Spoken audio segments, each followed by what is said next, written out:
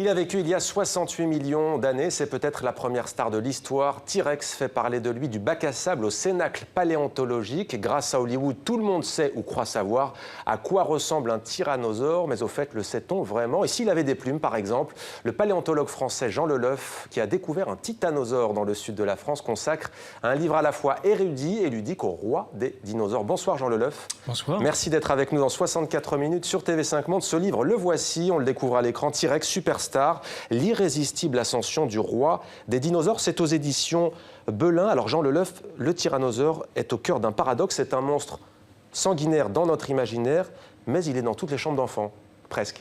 Effectivement, les enfants, je crois, adorent les dinosaures en général, et surtout les dinosaures qui font le plus peur, donc fatalement le plus gros des dinosaures carnivores, le tyrannosaure. Alors dans votre livre, vous remontez le fil du temps et vous cherchez à comprendre cette popularité inouïe de celui que l'on appelle le T-Rex. Et là, c'est Hollywood, je le disais, qui a joué un rôle crucial. Hollywood a joué un grand rôle. Le tyrannosaure a été appelé comme un comédien finalement dès 1925 dans une des premières superproductions d'Hollywood du temps du cinéma muet. C'était Le Monde perdu de Conan Doyle adapté au cinéma. Et puis évidemment plus récemment la série des Jurassic Park. Mais c'est le tyrannosaure et les dinosaures en général n'ont pas attendu Spielberg pour devenir des stars. Alors son image, en effet, à ce T-Rex super prédateur a été largement popularisée, vous le disiez, par Jurassic Park. Aujourd'hui, on a tous cette image de celui qui renverse des voitures, comme ça, d'un revers de main. Pourtant, il n'a pas toujours été perçu de cette manière, ce dinosaure. Alors, à l'origine, quand il a été décrit au tout début du XXe siècle, puisque les ossements ont été découverts, le squelette de tyrannosaure, le squelette le plus complet, est trouvé en 1905. Et il a été nommé cette année-là, d'ailleurs, par un paléontologue américain, Osborne. Et à l'époque, les chercheurs américains qui avaient trouvé les premiers squelettes de ces très gros prédateurs hésitaient, se demandaient si, en fait, ils avaient affaire à des prédateurs, des carnivores qui tuaient leurs proies pour s'en nourrir, ou à des charognards, à des sortes de vautours, en considérant en fait qu'ils étaient sans doute trop gros, trop lourds pour pouvoir se déplacer rapidement et chasser convenablement. Donc dès le début, que Tyrannosaurus a été décrit, il y a eu cette double nature supposée par les chercheurs. Alors on l'a dit, vous l'avez dit, dès 1925, notamment grâce à un premier film, il est popularisé, ce dinosaure. En France, on le découvre vraiment qu'avec Jurassic Park. Pourquoi un tel retard, vous qui êtes paléontologue? Alors, pourquoi un tel retard ? En France, les dinosaures ont eu aussi un certain succès. Bon, il faut préciser que Tyrannosaurus est un dinosaure américain, et qu'aux États-Unis, les dinosaures remplacent en partie peut-être l'histoire médiévale ou l'Antiquité que nous avons chez nous, chez les Américains. Donc ce sont des stars depuis qu'on en a découvert un peu partout dans l'Ouest américain. En France, les dinosaures ont eu leurs heures de gloire à plusieurs reprises dans les 2 derniers siècles. Mais le tyrannosaure lui-même est resté un petit peu une starlette, sans doute, a été peu utilisé finalement par les artistes français. Le Diplodocus qui lui était préféré, le Diplodocus lui a été largement préféré. Après, alors le Diplodocus, c'est toute une histoire aussi. Le squelette qui est aujourd'hui au Muséum de Paris avait été offert en 1908 par le milliardaire américain Carnegie au président de la République française, Armand Fallières. Et il a vraiment eu un succès phénoménal à partir de 1908, de son installation. Et jusque dans les années 50-60, quand on parle de dinosaures en France, on ne peut pas s'empêcher de parler du Diplodocus. Et le tyrannosaure, lui, est arrivé, on en parle un petit peu dans les années 50, 60, 70, mais il s'impose vraiment, il devient le préféré des enfants, comme vous disiez, à partir du moment où Spielberg en montre une version très moderne dans les années 90. Alors je disais dans ma présentation tout à l'heure, et s'il avait des plumes au fond? En fait c'est très sérieux, c'est la question que vous posez, parce que certes le cinéma popularise ce dinosaure, mais on ne sait pas au juste scientifiquement comment il était. Oui, c'est un peu compliqué. Alors bon, il faut rappeler quand même que c'est des animaux qui vivaient il y a 66 millions d'années et qu'évidemment, on n'en a jamais vu de vivant. Donc à partir des fossiles que l'on connaît, on essaie de savoir à quoi il ressemblait exactement. Alors l'envergure déjà, prenons le... Alors la taille de l'animal, c'est 12 à 14 mètres. Ça, à partir du squelette, c'est assez facile à déterminer, évidemment. Par contre, la peau du T-Rex, c'est quelque chose de beaucoup plus compliqué parce qu'on connaît que quelques petits morceaux de traces de peau fossilisées de ce dinosaure qui montrent a priori une sorte de cuir écailleux. Ouais. Par contre, on sait que plein de cousins du tyrannosaure, plein de dinosaures carnivores, en fait, possédaient des plumes, étaient même entièrement couverts de plumes, tout à fait comme les oiseaux, qui sont leurs descendants d'ailleurs. La question est d'ailleurs tous sauf anodine, Jean Leleuf, parce que dans l'histoire, c'est vrai qu'on voit plus les dinosaures comme les ancêtres des reptiles, alors qu'ils sont en fait, dites-moi si je me trompe, génétiquement plus proches des oiseaux. Non? Comment l'expliquer? Oui. Les oiseaux, en fait, techniquement, sont des dinosaures, font partie du groupe zoologique dinosaures. Il suffit de regarder une poule, c'est un petit dinosaure. Une poule, c'est un petit dinosaure carnivore. Elle marche sur deux pattes. Elle a plus de dents, mais ses ancêtres en ont eu pendant longtemps. Et effectivement, les oiseaux, tous nos oiseaux, de la poule à l'autruche, sont les descendants de petits dinosaures carnivores qui vivaient il y a 130, 140 millions d'années, à tel point que c'est extrêmement difficile aujourd'hui de définir exactement ce qu'est un oiseau.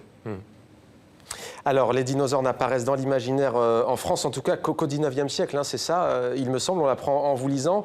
Mais il y a déjà une star qu'on a oubliée qui s'appelle le Mégalosaurus, c'est ça?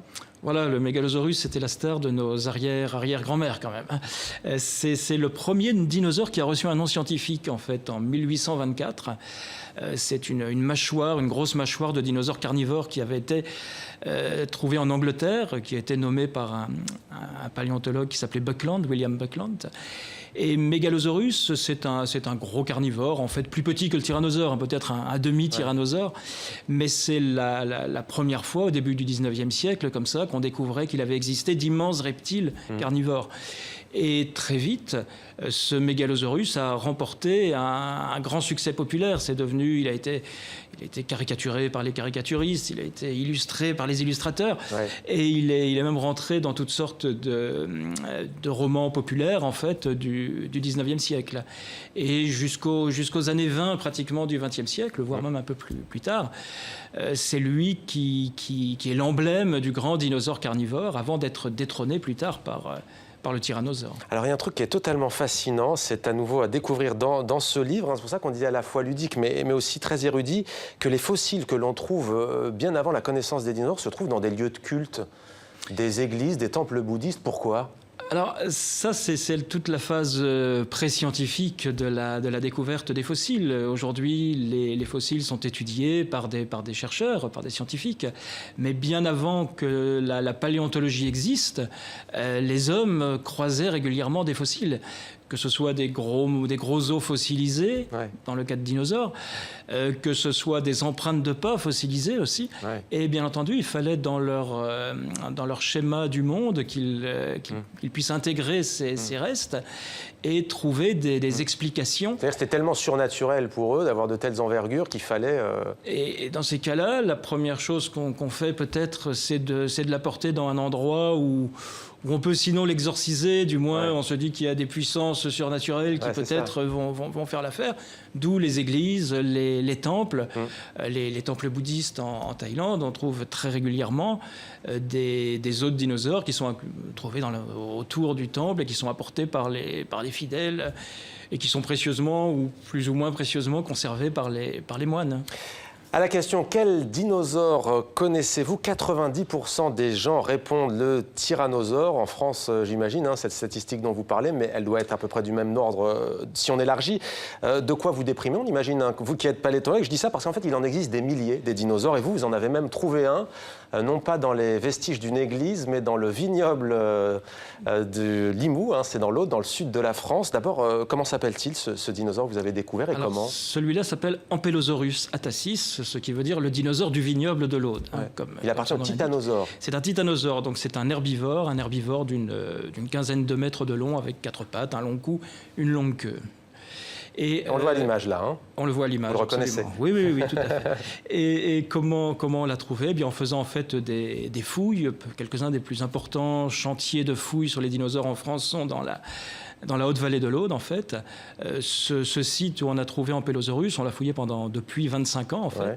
Il y a des milliers d'ossements qui ont été extraits, dont les restes de ce dinosaure.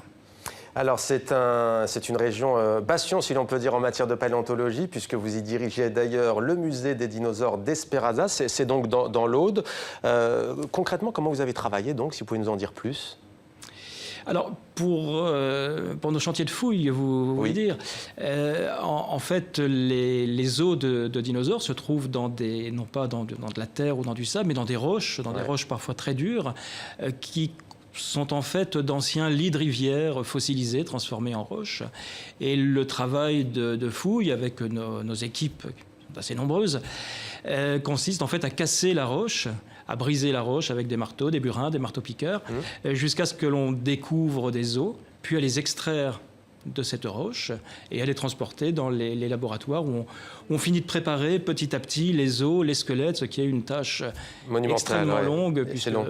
Ces derniers jours, on a découvert des dinosaures à Ottawa, au Canada. Ça ne vous a pas échappé. De nouveaux dinosaures à cornes également récemment découverts aux États-Unis. Scientifiquement, quel est l'intérêt de mieux connaître les dinosaures et de les mettre au jour comme ceci?